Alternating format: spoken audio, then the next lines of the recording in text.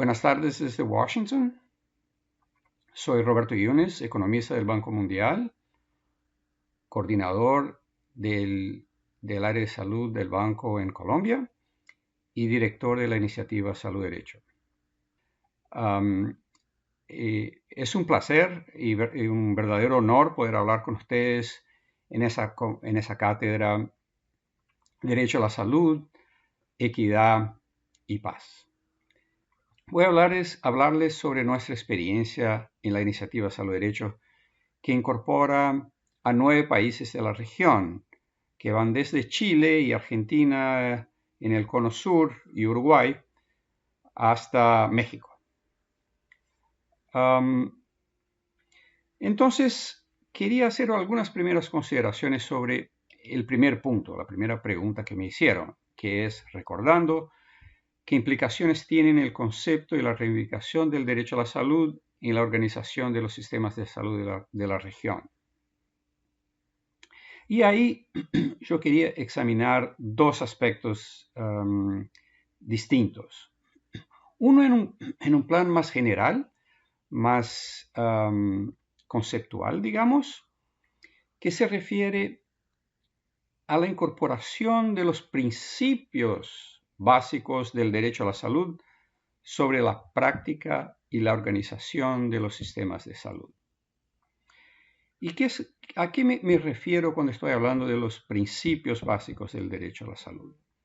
Estoy hablando, por ejemplo, de conceptos como transparencia, rendición de cuentas, participación ciudadana, no discriminación, respeto a la dignidad humana, el empoderamiento del ciudadano y el respeto a la ley.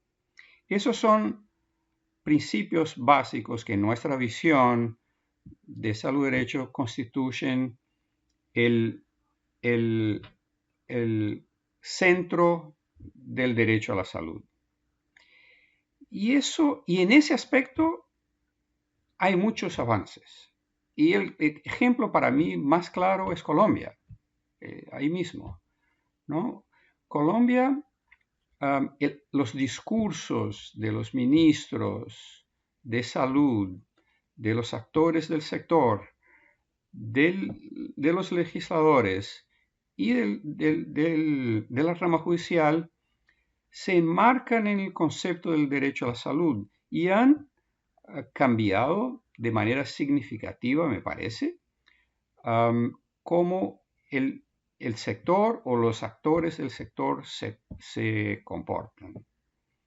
Y el ejemplo más claro, me parece, o hay dos muy claros. Uno es la ley estatutaria, ¿no?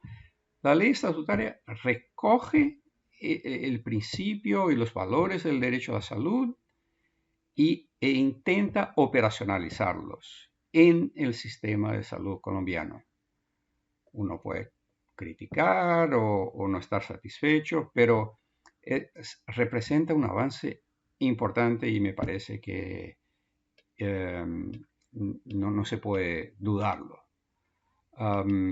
Ojalá otros países tuvieran en sus leyes estatutarias una mención, una referencia tan directa al principio del derecho a la salud. Pero eso no ocurre solamente en Colombia. En otros países de la región, también como Uruguay, Brasil, el derecho a la salud, poco a poco, y Costa Rica también es otro ejemplo, va siendo incorporado en la racionalidad, en la manera como los actores y los gestores, los mandos políticos toman sus decisiones. Y eso creo que es un avance muy importante. El otro ejemplo, que también es de Colombia, es la ley, la sentencia T-760. Yo voy a hablar un poquito más sobre ella un poquito más adelante, porque la sentencia T-760 responde, en mi visión, a un otro elemento que me parece muy importante, que se refiere a la judicialización misma, ¿no? Y ahí tenemos, en lo general, hay una percepción, digamos, negativa del derecho de la inserción del derecho a la salud sobre los sistemas de salud, porque en particular los actores del sector salud critican que el Poder Judicial está interfiriendo directamente sobre la organización, el funcionamiento, el financiamiento y mismo los criterios de priorización que utiliza el sector salud. Entonces, al exigir, por ejemplo, una sentencia judicial que el sistema de salud le entregue un cierto medicamento a un paciente o que mueva a un paciente en la cola, esos son todos factores muy criticados y dicen, bueno, eso está revertiendo o está corrompiendo, digamos, entre comillas, la lógica del sistema, ¿no? Y sus principios y sus prioridades. Sin embargo, hay unos aspectos a considerar, aún mismo en lo que se refiere a la judicialización. Nosotros no podemos olvidarnos que en Colombia, por ejemplo, en Brasil y en varios países, en algunos países, muchos de los casos de judicialización se refieren a servicios o insumos que el sistema de salud debería estar ofreciendo y por razones distintas las personas no tienen acceso a ellos. Entonces, en ese sentido, la judicialización está cumpliendo un papel, a mí me parece, muy importante y mejor tenerla. El segundo aspecto es, vuelvo a la cuestión, el ejemplo de la sentencia estructural T760. Al lanzar esa sentencia, la Corte Constitucional tiene un impacto sobre la estructura general del sistema de salud que a mí me parece tiene aspectos muy positivos. Responde a necesidades y a problemas que el país vivía en ese entonces y que habrían que corregir. Y lo toma de una manera global, estructural, ¿no? Y eso a mí me parece un avance. Por otro lado, se puede decir, o hay un riesgo, y como estamos en una cátedra a donde equidad es un elemento importante, que la judicialización puede ser inequitativa, en el sentido que las personas que tienen más acceso a la justicia, que tienen más conocimiento, pueden acceder más y por tanto exigir sus derechos más que otros ciudadanos. Entonces podría estar exacerbando las inequidades. Ahí el otro aspecto que me gustaría considerar es lo que nosotros economistas, y ahí viene el puntito económico que quería que tuvieran en cuenta, que desde un punto de vista de la sociedad, de su perspectiva, los costos impuestos por la judicialización pueden ser no exactamente iguales al valor monetario que el sistema de salud tiene que gastar. Por ejemplo, si el sistema de salud tiene que gastar X mil millones de pesos para un cierto medicamento a un cierto paciente, el costo para la sociedad puede ser que no sea solamente esos X mil millones de pesos, de miles de millones de pesos.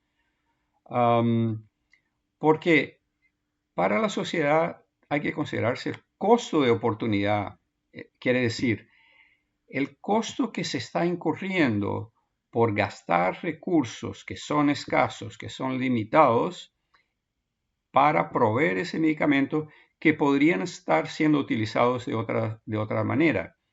Y si hay una manera mejor de utilizar esos recursos para la sociedad, entonces el costo de oportunidad es más alto que el costo monetario de ese medicamento. La sociedad como un todo está perdiendo más por designar o asignar esos recursos para esas cosas cuando se podrían estar utilizando para cosas con mayores beneficios, ¿no? Quería volver también ahí a hacer la conexión con la segunda pregunta. Quiere decir, me preguntaron si ese impacto, esas implicaciones del derecho a la salud sobre el sistema de salud también ha generado un cambio en las acciones de los jueces, ¿no? Y ahí nosotros tenemos un problema fundamental. No tenemos mucha información y me parece que faltan datos y falta seguimiento.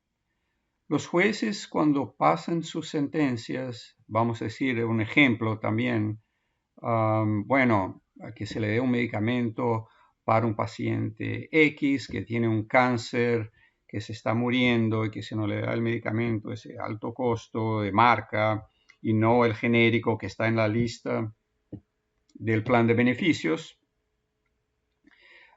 se le da el medicamento y listo, y ahí termina.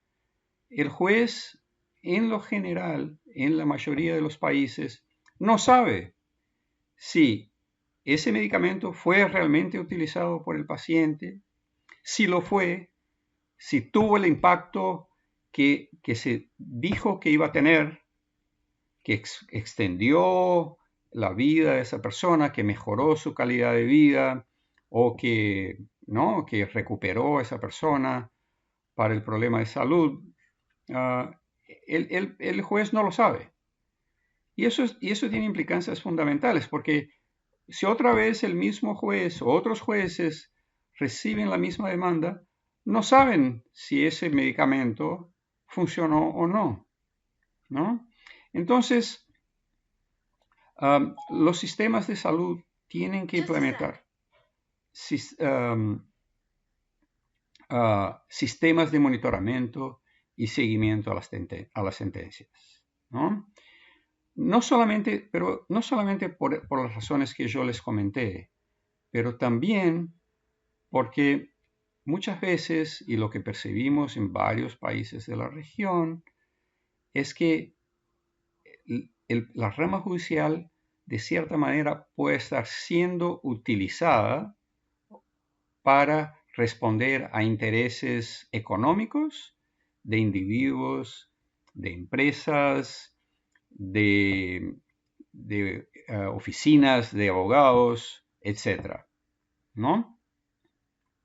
Por ejemplo, recientemente hubo una sentencia en Colombia que rechazaron en bloque más de 30 tutelas porque había una sospecha de carteles para avanzar esas tutelas.